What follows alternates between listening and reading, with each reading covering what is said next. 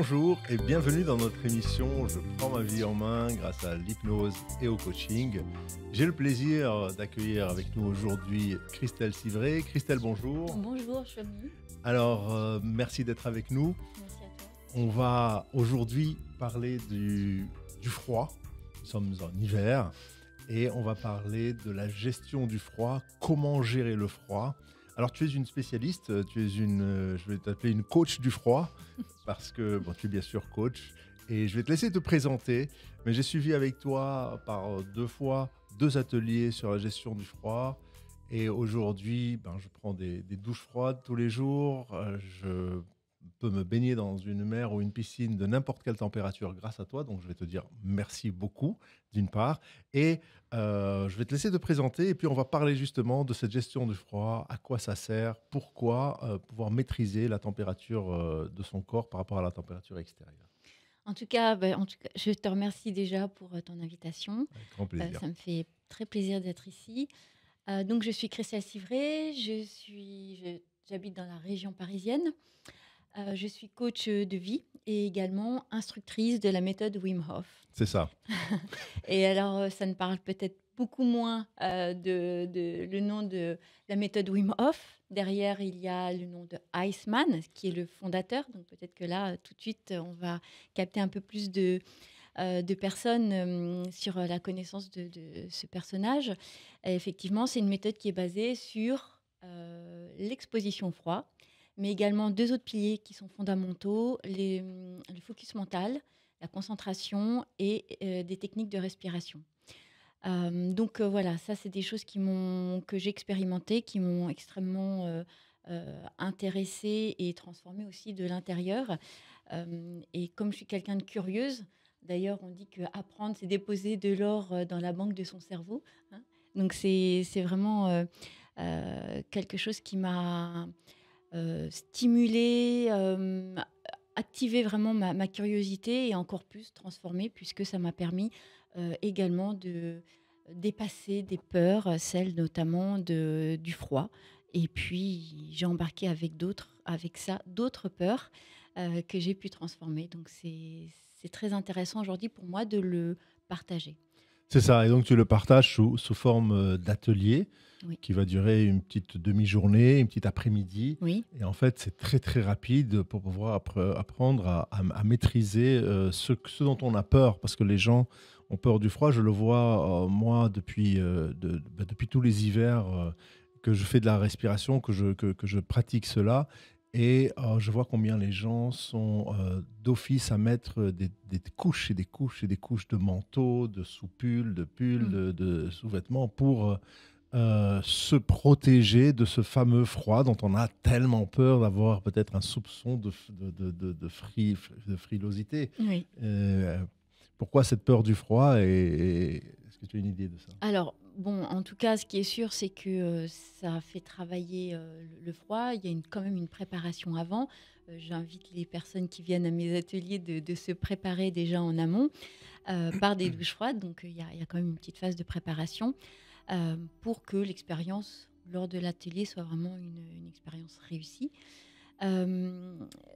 Qu'est-ce qui fait que on a une sensation de froid et qu'on ait cette appréhension? En fait, déjà, tout simplement, c'est le contact d'une eau froide sur la peau. Chacun n'a pas la même perception par rapport effectivement à son histoire, par rapport à des appréhensions ou son vécu. Ou alors des informations qu'il a intégrées de par son enfance notamment aussi. Et donc, on va embarquer avec soi un certain nombre D'a priori aussi, et puis de sensibilité. Et si on n'a pas appris qu'on pouvait les transformer, eh bien, on ne va pas forcément faire la démarche naturellement. Donc, mais certaines personnes vont être beaucoup plus à l'aise très vite et d'autres personnes, ce sera un travail sur soi à faire. Ce sera un challenge. Ils sont déjà conditionnés dès l'enfance. Quand on voit les parents, couvre-toi, couvre-toi. Par exemple. Et quand on voit les enfants russes, parce que j'ai été très intéressé par cette méthode Wim Hof dont on va parler. Je vois les enfants russes, les bébés russes que l'on expose au froid tout de suite. Oui. Dès qu'ils sont bébés dans la neige, il y a des écoles en Russie où les enfants maternels font des douches froides dans la neige. Oui. Et puis voilà, ça renforce le système immunitaire de manière extraordinaire. Ah bah, l'idée, effectivement, c'est ce qu'ils appellent le morning routine, Oui, c'est ça. où ils vont prendre des seaux glacés Exactement, dans c'est la ça. neige, Ouais. et on les voit jouer, se rouler dans la neige, etc. Donc, les Les enfants, oui. enfants, oui, oui, sur la surveillance, bien sûr, des institutrices, mais c'est intéressant de se dire que ce sont des pratiques qui se font et qui ont pour objectif de renforcer les résistances aux maladies hivernales et voilà, de rendre le corps plus... et surtout de, comment dire, euh, être malade moins longtemps, enfin récupérer plus rapidement. C'est ça. Parce que, bon, alors moi je parle de mon expérience personnelle. Depuis que je fais ça, et depuis maintenant 4 ans, 3 4 ans, je n'ai plus de grippe, je tombe plus malade, j'ai plus de fièvre, j'ai plus de rhume de l'hiver, j'ai plus rien, et c'est tout simplement génial, quoi. Oui, c'est Ouais. vrai que, alors, comme je disais tout à l'heure, hein, chaque personne a sa propre Oui, bien sûr, physiologie, on ne peut évidemment. pas faire de généralité non plus parce que on n'a pas tous la même santé au départ Et et à l'arrivée. l'environnement. Elle arrive. Mais c'est vrai que moi aussi, j'ai pu constater, en étant à l'écoute de mon corps, hein, et de mes ressentis, en faisant une pratique, moi aussi, mon morning routine C'est ça. avec la douche froide. J'ai intégré également des techniques de respiration qui sont très accompagnantes, hein, dans le cadre de la méthode Wim Hof notamment. Et de ce fait, j'ai constaté, en ce qui me concerne, une véritable amélioration sur la capacité à traverser l'hiver sans avoir d'affection particulière. Alors, je parle de moi, mais c'est quand même un constat qui est fait aussi sur des pratiquants de la méthode Wim Hof, où ça permet d'être plus accompagnant pour développer les défenses immunitaires. C'est ça. Et d'ailleurs, des études aussi ont été faites parce que Wim Hof, excuse-moi, mais c'est Oui, vrai oui. que c'est un point qui est essentiel. Wim Hof, qui est le fondateur, a aussi quelque chose de très important dans son objectif, c'est qu'il a voulu créer une méthode qu'il a expérimentée, bien sûr, lui en premier. Et il travaille avec des scientifiques du monde entier, des instituts de recherche, des universités, pour prouver qu'à travers des expérimentations avec des groupes formés, des groupes témoins, que sa méthode a un effet sur le système nerveux autonome et le système immunitaire, pouvant avoir également des effets sur les inflammations et notamment des inflammations chroniques. Enfin, oui, c'est ça, sur des inflammations chroniques. C'est ça, parce qu'on a inoculé le vaccin. On l'a inoculé le vaccin dans les hôpitaux en Hollande. Alors peut-être qu'on va présenter Wim Hof, Oui. son origine, d'où il vient et comment cette méthode elle est venue. Et puis parler des expériences scientifiques qui ont été faites, qu'on peut voir d'ailleurs sur des reportages sur YouTube. Oui, Qui et sont là. sur son site aussi. Oui. Exactement, donc c'est très intéressant parce que ça ne s'applique pas qu'à lui, puisqu'il a montré qu'en appliquant sa méthode, pratiquement tous les êtres humains qui avaient ça pouvaient Qui était formé. étaient formés, pouvaient renforcer leur défense immunitaire comme cela. Mhm. Alors comment il a commencé Wim Hof? Qu'est-ce qu'il a amené à ça? Alors, bon, Wim Hof, il a eu une expérience dans sa vie affective qui était très douloureuse, puisque son épouse et la mère de ses enfants s'est suicidée, en fait, alors que leurs 4 enfants étaient en bas âge. Donc, c'est vrai que ça a été un choc émotionnel très, très fort. Puis, effectivement, la nécessité de s'occuper de ses enfants, de les accompagner et d'être très présent pour eux dans des conditions voilà, qui étaient pour lui difficiles financièrement. Donc il a fallu qu'il se batte, et il avait effectivement déjà eu cette expérience du froid plus jeune euh, qui lui a donné cette capacité de s'ancrer, d'être présent, parce que quand on est dans le froid, effectivement, on est extrêmement présent. Tout ce qui, les schémas mentaux, tout ce qui se passe dans la tête, eh bien, on est obligé de les laisser partir pour vraiment se concentrer à ce qu'on ressent dans son corps. Et là, du coup, on allège son mental. Et il y a tout un effet, une montée de cortisol, d'adrénaline, etc., avec des effets donc d'hormones sur le voilà, corps. Oui. exactement, qui vont faire que ça va bousculer un petit peu, ça va renforcer aussi les hormones de bien-être après. Donc, il a traversé cette épreuve vraiment difficile grâce à cette méthode qu'il appliquait à lui-même. Et puis, de fil en aiguille, il a été amené à pousser l'expérimentation toujours plus loin et à être identifié par des chercheurs qui ont eu envie effectivement d'expérimenter plus avec lui et après il a embarqué des groupes témoins pour aller encore plus loin, pour prouver que ce n'était pas qu'un personnage extraordinaire, parce que pour ne Oui, on citer... pourrait croire que c'est un Superman et puis ce n'est Alors, que pour lui, quoi. alors, effectivement, c'est quand même quelqu'un d'extraordinaire. Il a plus de 20 Guinness records dans des conditions extrêmes, de froid notamment. Il a fait l'ascension du Kilimandjaro, l'ascension de l'Everest jusqu'au-dessus de la ligne de la mort, donc 7400 mètres. C'est ça. Et tout ça en short. Hein. Oui.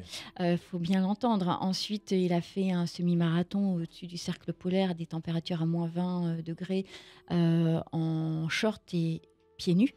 Il a également fait un marathon au niveau du désert de Namibie, donc là, des températures proches de 40 degrés. Donc, bon, pour ne citer que ces cas extraordinaires d'expérience, mais voilà, il peut très bien aller dans le froid que dans le chaud. C'est ça aussi qui est très très intéressant. Et voilà, donc en travaillant avec son mental, en travaillant avec des techniques de respiration, eh bien, on peut aller dans des domaines dans lesquels notre conscience pensait que ce n'était pas possible et notre corps nous donnait cette limite aussi. Exactement, et ça montre qu'en fait le potentiel est pratiquement infini dans ce que le corps humain peut faire, dans ce que l'être humain peut faire, dans ses performances extraordinaires, avec la force mentale, tu l'as dit bien sûr, mais aussi la technique, les techniques de respiration. Alors, je ne sais pas si on en parle maintenant ou si on passe On peut-être peut toujours parler déjà des bienfaits. Oui, voilà. C'est ça, on va Oui, parler des voilà. bienfaits d'abord, on va passer à la technique après. Moi, je pars tout de suite dans la pratique, mais c'est vrai que... Alors, quelles sont les vertus, les bienfaits de s'exposer au froid? On peut dire, mais oui, bon, c'est très joli tout ça, mais à quoi ça sert finalement? On va déjà renforcer son système vasculaire parce qu'on a près de 120 000 kilomètres de vaisseaux sanguins avec les muscles autour qui vont travailler contraction, dilatation, ce qui fait un excellent exercice vasculaire. Ensuite, au niveau du cœur aussi, eh bien, ça va stimuler le système cardiovasculaire. On va avoir un effet aussi sur l'immunité. On va activer aussi des... La production de globules blancs aussi? Oui, dans le cadre du système immunitaire, exactement. On va diminuer les protéines, les cytokines pro-inflammatoires. Ça, c'était vu dans le cadre d'études au niveau notamment de l'Institut Radboud en 2014. Et il y en a eu plein d'autres qui ont suivi derrière pour aller encore un peu plus loin sur ces apports scientifiques. Et puis, on va augmenter le nombre de globules blancs aussi. Voilà, on sait dans le domaine sportif aussi que ça a des vertus, hein, le froid, dans la réparation. Ça va apporter, et la méthode Wim Hof dans sa globalité, avec les techniques de respiration, va aussi apporter plus d'énergie, un sentiment de bien-être aussi. Ouais. Voilà, on va diminuer les stress, améliorer les qualités de sommeil. Tout ça, ce sont des choses qu'on a pu identifier et qui sont spécifiques à chaque personne, bien entendu. Par rapport à ça, comment ça se passe dans cette gestion du froid? Comment est-ce que tu travailles dans ces ateliers? Qu'est-ce que toi, tu en retires personnellement? Comment est-ce que tu avances là-dedans? Alors, quand effectivement j'accompagne les personnes dans le cadre d'un atelier, par exemple, comme ça pourrait être au cours d'un week-end, pour l'instant, je n'ai pas eu l'opportunité d'organiser un stage, mais c'est une approche où on va effectivement prendre la personne dans sa globalité et on va créer un cadre sécurisant pour qu'elles puissent vivre une expérience véritablement positive. Donc on va y aller graduellement, tout en sachant que, il y a eu une préparation en amont et on va voir l'ensemble des piliers qui sont inhérentes à cette méthode. Et puis, il y a donc 2 autres piliers qui sont fondamentaux, hein, comme je le disais tout à l'heure, c'est la respiration et la partie mentale. Parce qu'effectivement, on voit bien que le conditionnement mental joue un rôle important sur sa capacité à faire des choses ou pas. On est baigné par un certain nombre de pensées, qu'on peut aussi appeler des croyances, des habitudes aussi qui vont faire que naturellement, on ne va pas aller vers un domaine qu'on ne connaît pas aussi, hein. Il y a la limite de ce qui est connu et de ce qui est inconnu. Et pourtant, on sait bien que quand on va chercher quelque chose, comme les sportifs, hein, ils vont chercher le dépassement, ils vont chercher à aller au-delà de leurs compétences pour arriver à un objectif précis. Donc il faut y aller, il faut viser à avoir un objectif élevé, on va dire, entre guillemets, qui soit stimulant, hein, qui soit motivant, et à la fois mettre des étapes. Donc tous ces aspects-là du mental sont pris en considération pour construire quelque chose de graduel et de positif. Et puis, bien sûr, comme dans l'univers du milieu sportif, la visualisation est un outil extrêmement intéressant à utiliser pour notamment aller dans le froid, mais c'est extrêmement accompagnant aussi pour se projeter dans sa vie, dans ses projets, pour essayer de dépasser des appréhensions. Donc, voilà, on a des outils dans l'univers, notamment du coaching, hein, qu'on peut activer dans le cadre de cette approche Wim Hof. Donc, cette préparation-là mentale est importante, avoir un mental positif, avoir un mental fort, pouvoir mettre du calme intérieur aussi, parce que c'est pas quand on est complètement excité que là, on peut vraiment prendre conscience de ce qui se passe dans son corps. On va quand même dans un environnement qui est challengeant, donc on a besoin d'avoir la connexion à soi aussi. La connexion à soi, très important, hein. Il faut toujours être à l'écoute de ses ressentis. Ça, c'est vraiment un élément essentiel. Et puis, voilà, quand on est connecté à ses valeurs, à quelque chose qui nous parle, qui a une dimension, comment dire je comprends. Une dimension qui va te permettre à toi de sortir et de te découvrir, en fait. Aussi, voilà, d'avoir un accomplissement sur ce que l'on est. Ouais.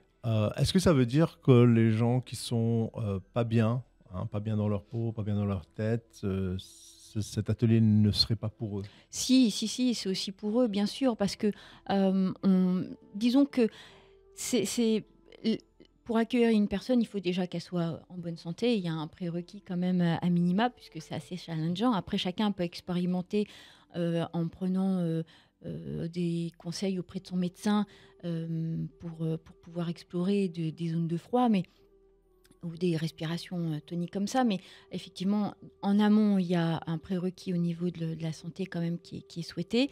Et puis, les personnes qui ont des difficultés, qui sont perdues, qui se sentent effectivement déprimées, si, c'est quelque chose qui est très intéressant, au contraire, parce qu'ils vont sentir qu'ils vont pouvoir dépasser une croyance qu'ils n'ont pas cette capacité d'eux, et puis graduellement, ils vont pouvoir reconstruire une confiance. Et s'ils vont aussi dans un rythme de pratique régulière, parce que c'est pas qu'un atelier, hein, oui, c'est sûr, c'est tout ce qui va aussi après dans ce qu'on va intégrer dans sa vie, parce qu'on aura identifié des bienfaits pour soi. Eh bien, ça va permettre de construire de façon plus forte une vraie confiance en soi. Confiance en soi. C'est ça. Et est-ce que pour les personnes âgées, par exemple, est-ce que tu as eu déjà, ou dans l'expérience de ce que tu as vu, jusqu'à quel âge on peut aller sans danger? Est-ce qu'il y a de toute façon, il faut que les personnes soient quand même un minimum expérimentées pour pouvoir aller dans des respirations telles que celles qui sont proposées dans la respiration Wim Hof, parce que on va en parler un petit peu plus Oui, loin, mais c'est des respirations qui sont assez dynamiques quand même. Et donc ces personnes-là doivent quand même consulter leur médecin. oui. Si elles ont un doute, voilà, c'est important de prendre tout un, voilà, Oui, des des petites précautions. précautions au Voilà. départ Alors, pour pouvoir y aller. ce qui est sûr, c'est que les femmes enceintes, les personnes qui ont le syndrome de Raynaud de type 2, qui ont des problèmes cardiovasculaires, on ne leur conseille pas de participer comme ça à un atelier ou Ouais. de s'exposer sans prendre avis auprès de leur médecin avant tout. D'accord. Et En puis, tout cas, on leur déconseille, hein, oui, même. bien sûr, parce que ça va permettre Mm. de, ça risque d'avoir certaines réactions.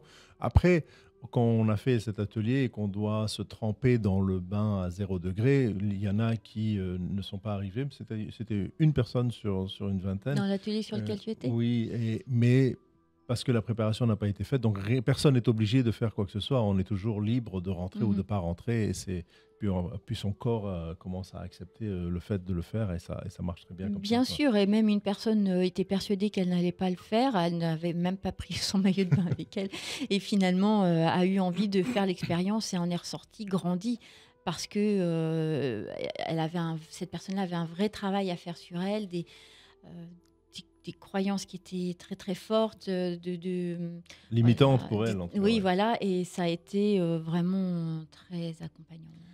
Et de point de vue personnel, par exemple, moi, j'ai toute une armoire de pulls que je ne mets plus. Depuis 2 ans, je mets plus de pulls. Et pendant quelques jours par semaine, je ne mets plus de veste, plus de manteau. Je me promène, quelle que soit la température, 0 degré, 2 Oui. degrés, comme on a vécu ces derniers jours. Et je n'ai pas froid, c'est ce qui est extraordinaire. Alors, effectivement, bon, ce qui est intéressant, c'est de pratiquer régulièrement l'exposition au froid pour pouvoir créer une meilleure acceptation des thermorécepteurs, en fait, hein, pour aussi se sentir plus confortable dans la gestion du chaud et du froid, parce que une douche froide, c'est aussi alterner le chaud, le froid. Chacun y va à son rythme. On peut aussi baisser le thermostat chez soi, hein, pour s'acclimater au froid. Parce qu'aujourd'hui, on est quand même dans un environnement où on est euh, très... On se protège beaucoup, les températures ambiantes sont très douces, on a l'acclimatation, on a le chauffage. À chaque fois, on adapte notre environnement au lieu de nous adapter. Alors, c'est très bien parce que c'est confortable, mais c'est aussi important de permettre au corps de se reconnecter à cette nature avec effectivement ce chaud, ce froid, cet environnement qui est changeant pour que à la fois il puisse être plus résilient et puis aussi bien dans le physique que dans le mental. Donc il peut y avoir donc les douches froides comme on a dit, il peut y avoir baisser le thermostat, enlever des couches parce que en s'habituant, on va pouvoir aussi développer ce qu'on appelle les graisses brunes, qui favorisent la consommation des graisses blanches, notamment parce qu'elles vont produire de la chaleur. C'est une façon, c'est une évolution, c'est une adaptation du corps pour faire face au froid, parce que la première réaction, c'est le frisson, et puis celle-ci, c'est une réaction adaptative qui va permettre de s'adapter aussi et d'être plus à l'aise dans le froid, dans une pratique régulière. Alors, on a aussi des bains glacés. Si on va aller un peu plus loin, on peut faire des randonnées dévêtues. Bon, après, il faut prendre les précautions. Il ne faut jamais être seul. C'est... Ce sont des expériences. Ce sont des Exactement. expériences, il faut mettre du Il faut être fun, accompagné, oui, on peut exactement. marcher dans la neige, voilà, il faut y aller step by step, et puis il faut vraiment expérimenter, ça vaut le coup. C'est ça. Alors, je vais juste rebondir sur un point. Tu as parlé de graisse, graisse brune, graisse Mhm. blanche. Peu de gens savent ce que c'est, sans rentrer dans des détails médicaux. Mais est-ce que, en pratiquant cette méthode de résistance au froid, ça va peut-être intéresser beaucoup de personnes, notamment des personnes qui sont en surpoids et qui voudraient perdre du poids, est-ce que ça va les aider à perdre ces graisses-là en étant beaucoup plus exposés au froid qu'en étant surcouverts? Alors, ce qui est une certitude, c'est qu'en dessous aux alentours de 16 degrés, déjà, à partir de 16 degrés, on va activer le métabolisme. Le corps va se mettre en action pour stimuler de la chaleur. Et donc là, ça va brûler des calories. Donc effectivement, l'exposition au froid est accompagnante pour ça. Hein. Donc après, pour le cas de l'obésité, c'est un sujet encore Non, sans plus parler spécifique. d'obésité, Hein. hein, c'est juste Mais parler de, voilà, il y a un petit peu de oui, surpoids et on pourrait, sans régime, se dire, bon, je vais passer 1 heure par jour à faire une promenade autour du lac d'Anguin, par exemple, ou ailleurs, et sans survêtement, sans être couvert, juste en petit t-shirt. Est-ce que ça marcherait comme ça? ah bah, en tout cas, c'est très accompagnant. On active son métabolisme. Par exemple, quand on est dans une eau froide, qu'il y a le choc froid, on peut augmenter son métabolisme de 200, son taux de métabolisme de 200 à 300%. Oui, parce que ça, Donc, ouais. c'est quand même très, très intéressant de savoir qu'on a des choses très simples sous la main, Oui. à notre portée, pour activer son métabolisme et, euh, et être plus résilient. Ouais, c'est un point de vue très, très, très important parce que ça nous permet de voir que beaucoup de gens se plaignent du froid, de l'hiver, Mm. mais en réalité, c'est quelque chose de nécessaire. C'est une nécessité extraordinaire Mm. c'est un luxe, je dirais, Ouais. d'avoir cet hiver-là qu'on pourrait ne pas apprécier, mais quand on comprend que ça nous amène cette immunité corporelle, c'est fantastique. Oui. Euh, on a la chance, nous, d'avoir des saisons. Oui, voilà. C'est aussi quelque chose voilà, qui est vraiment...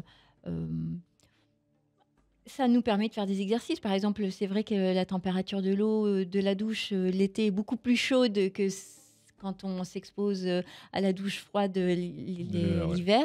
Donc là, bah, c'est intéressant. Ça permet de faire des phases de transition progressivement. Donc je trouve que tout ça, c'est très très bien. Il y a beaucoup d'intelligence derrière tout ça. Et puis moi, effectivement, hein, un effet que j'ai eu, qui était un des premiers effets euh, concret de ce que m'a apporté cette méthode-là, c'est que je suis particulièrement frileuse. Je ne considérais pas possible de me baigner au-dessus de la région bordelaise, bon, parce que j'ai de la famille dans la région, ou dans les tropiques. Et concrètement, aujourd'hui, je n'ai plus du tout cette appréhension d'aller dans une eau froide. Je n'ai plus l'expérience des extrémités froides le soir. Je peux effectivement aller à mon travail sans manteau. Ça ne m'empêche pas d'avoir, bien sûr, le plaisir d'avoir des moments confortables, parce que après tout, c'est pas tout le temps être dans le froid, c'est simplement stimuler son organisme. C'est ça, c'est comme tu disais tout à l'heure, un challenge et aussi ça favorise donc l'action, Mm. être dans Ah l'action, oui, de ne pas être concrètement. toujours dans la surprotection. Oui. Je vois souvent, et ça se passe beaucoup avec les personnes âgées qui ont très très peur d'attraper un rhume, d'attraper le froid, donc elles surchauffent la pièce. Mhm. Et les pièces sont surchauffées, elles sont en écharpe et en manteau à l'intérieur, Mhm. alors que je pense qu'il faudrait faire le contraire.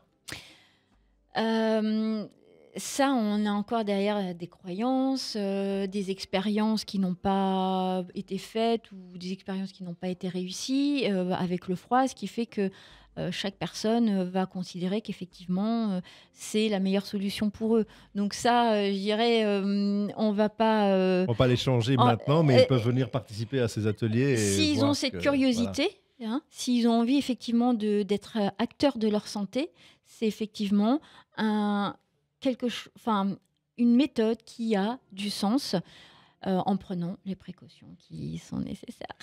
Quelles sont les méthodes? Quelle est la technique en fait pour ne Mhm. plus euh, souffrir du froid ou pour manager ce froid-là?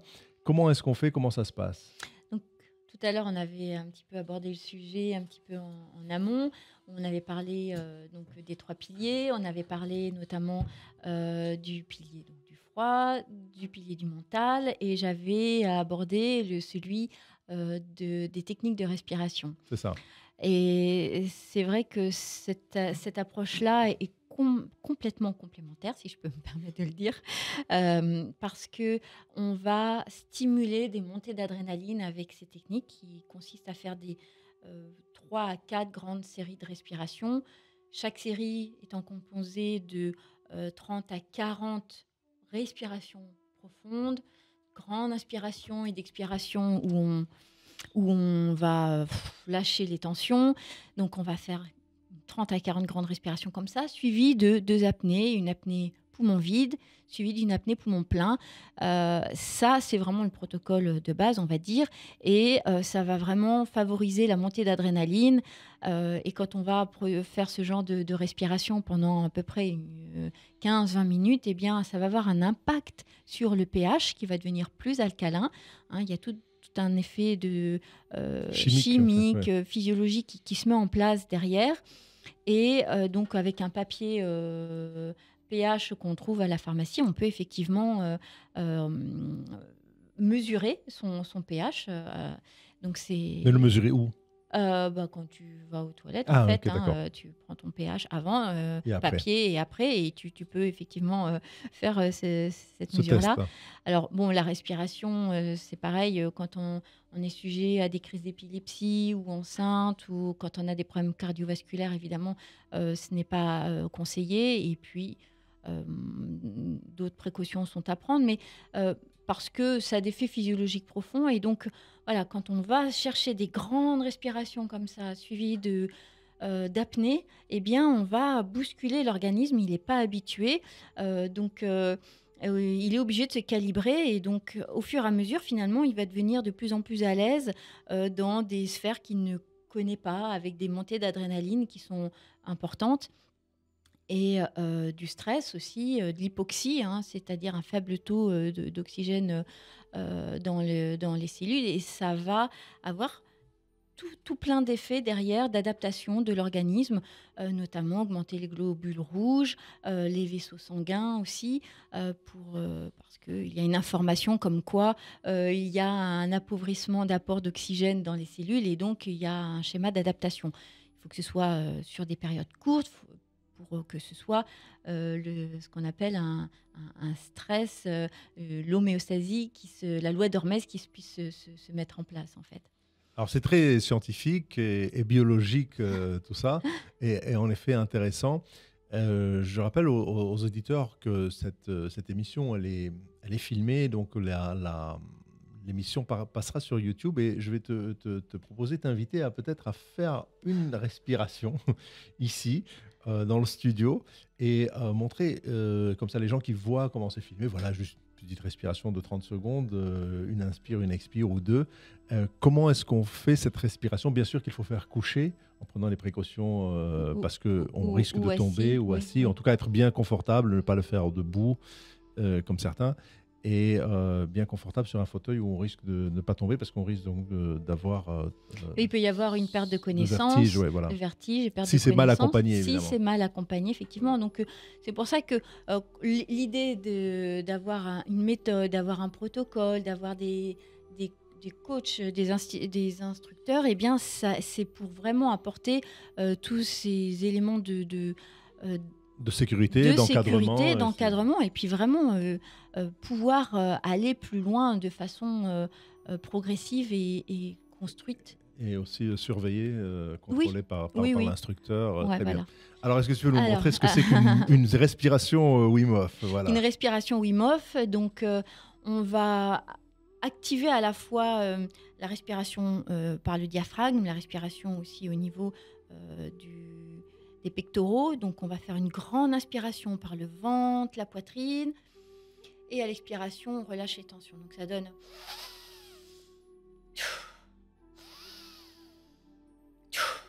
Et donc, le rythme, chacun va l'adapter, mais c'est vrai qu'on va plutôt favoriser des rythmes rapides, hein, pour stimuler la montée d'adrénaline.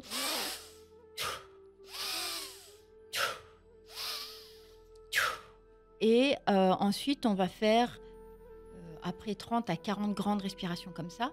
Donc là, je le fais par le nez parce qu'effectivement, on contrôle mieux le débit d'air on fait rentrer dans l'organisme. Donc les effets sont un petit peu atténués, les effets physiologiques qu'on peut avoir.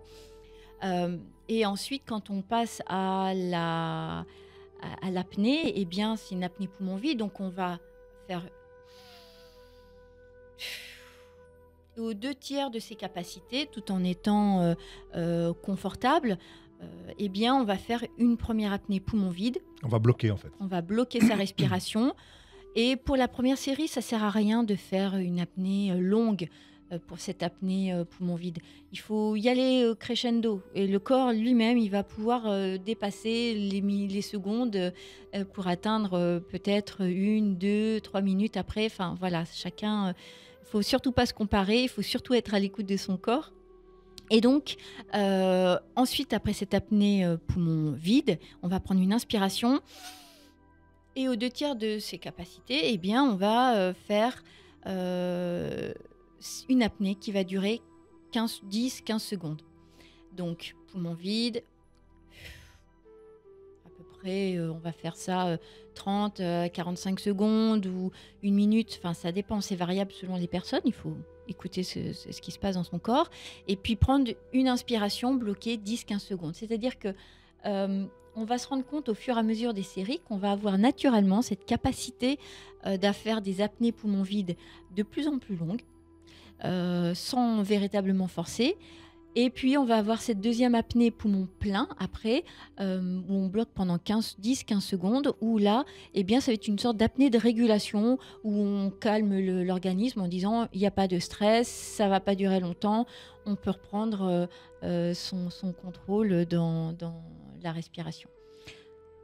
Voilà. Et en fait, on se rend compte qu'on va activer le système sympathique, le système nerveux autonome et le système, la branche sympathique est une des branches du système nerveux autonome.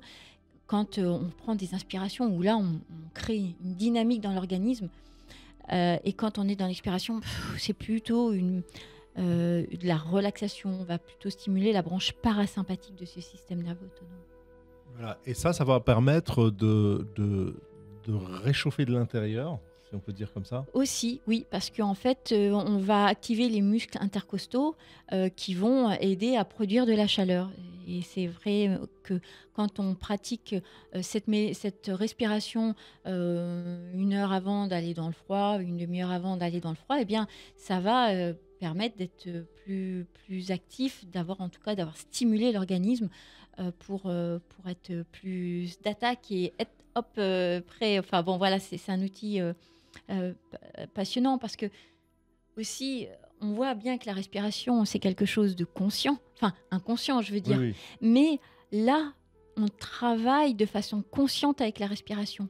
On va demander à faire des respirations avec de l'intensité. On va demander à ce qu'il y ait des apnées. Et donc là, c'est très très intéressant, c'est qu'on va pouvoir jouer sur son rythme cardiaque, puisqu'il y a une corrélation entre la vitesse de la respiration, le rythme cardiaque. Et là, on va derrière mesurer la variabilité cardiaque, cette capacité qu'a le corps à s'adapter dans les respirations à des rythmes rapides, à des rythmes lents. Et plus cette variabilité est élevée, plus effectivement, eh bien, on va considérer qu'on est dans un équilibre interne. Tout à fait. En fait, ce que tu dis, c'est passionnant parce que ça permet à la personne de contrôler son inconscient.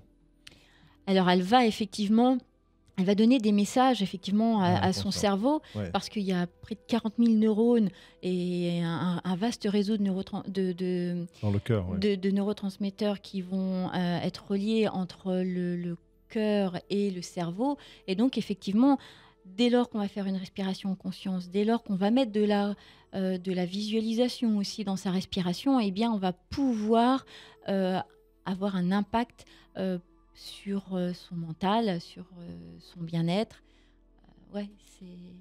C'est assez passionnant. Est-ce que dans les personnes qui sont venues dans l'atelier, est-ce que tu as eu également des gros fumeurs ?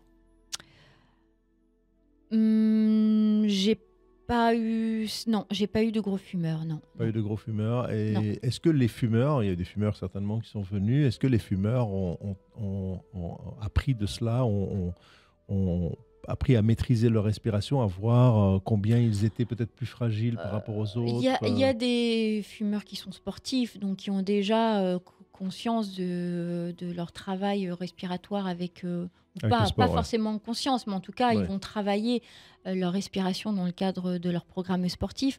Donc, que ce soit pour les fumeurs ou les non-fumeurs, ceux qui ne sont pas particulièrement expérimentés à des techniques de respiration, eh bien, vont se rendre compte effectivement que ça va déclencher chez eux des émotions, des sensations physiques qu'ils ne connaissaient pas forcément.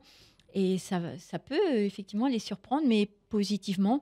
Et par exemple, on pratique beaucoup la cohérence cardiaque. Enfin, c'est beaucoup plus connu, cette approche-là de la respiration en conscience. Mais c'est soft, la cohérence C'est cardiaque, soft. très soft. C'est Donc, soft. oui, Ça oui. permet d'avoir une respiration où on va augmenter effectivement justement cette variabilité de la fréquence cardiaque. Ça apporte de l'apaisement. Ça va être extrêmement accompagnant aussi dans la gestion du stress, dans la gestion du cortisol aussi. Tout à fait, tout à fait. Et c'est une autre approche différente parce que là, on va vraiment aller Dans le stimuler exact. l'organisme et donc apprendre sous contrôle à activer cette branche sympathique qui est en lien avec le combat ou la fuite quand effectivement il faut réagir à un danger. Et là, eh bien, on apprend à être plus dans le contrôle dans des situations adverses. Et est-ce que tu as des anecdotes que tu pourrais raconter sur des expériences que tu as faites, soit avec Wim Hof lui-même, puisque tu as suivi, toi, donc, lui en tant qu'instructeur, Mhm. ou avec des gens qui sont venus te voir, d'expériences diverses que tu as vécues ou que tu as fait avec d'autres? Je dirais que à chaque événement, il y a des expériences que vivent les personnes qui sont pour eux de toute façon des expériences uniques parce que euh, beaucoup viennent avec malgré tout de l'appréhension en se disant mais est-ce que ce sera possible d'aller dans un bain à 0 degré et finalement c'est à la fin une explosion de peut-être pas de joie, mais en tout cas, vraiment, on sent que l'énergie est très haute et qu'il y a une expérience de groupe extraordinaire. C'est ça. Et donc, après, je ne sais pas si tu veux que je parle de cas. Pourquoi pas, oui, bien sûr. Alors, il y a eu une personne, une fois, c'est la seule fois où c'est arrivé, qui est rentrée dans le bain, qui a eu euh, une sensation de douleur au niveau de la tête, au niveau oui, donc de la tête, et qui est ressortie rapidement. Elle s'est posée, on lui a posé un certain nombre de questions. Il se trouve qu'effectivement, ce qu'elle n'avait pas indiqué, c'est qu'elle avait quelques antécédents d'accidents qui avaient effectivement créé une, une fragilité au niveau de sa tête. Et elle a eu envie de travailler ça par la suite et d'apprendre à travailler sur ses mémoires, traumatisantes, etc. Et elle a voulu revenir, à ma grande surprise. Et là, elle a été enchantée de son expérience. Elle a été accompagnée notamment par un kiné un ostéopathe qui l'a accompagnée dans son travail. Et elle a été très, très, très satisfaite et heureuse de pouvoir revivre l'expérience. Donc, m'a fait un très beau témoignage d'ailleurs. Magnifique. Et moi, je peux témoigner, ça m'a vraiment beaucoup, beaucoup apporté personnellement et ça continue à m'apporter. D'ailleurs, tu pratiques ces ateliers très fréquemment, malgré la période difficile.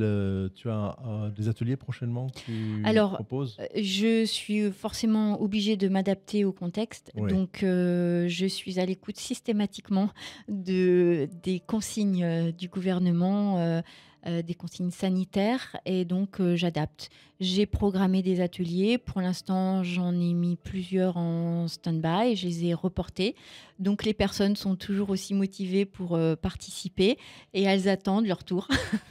Où est-ce qu'on peut te contacter?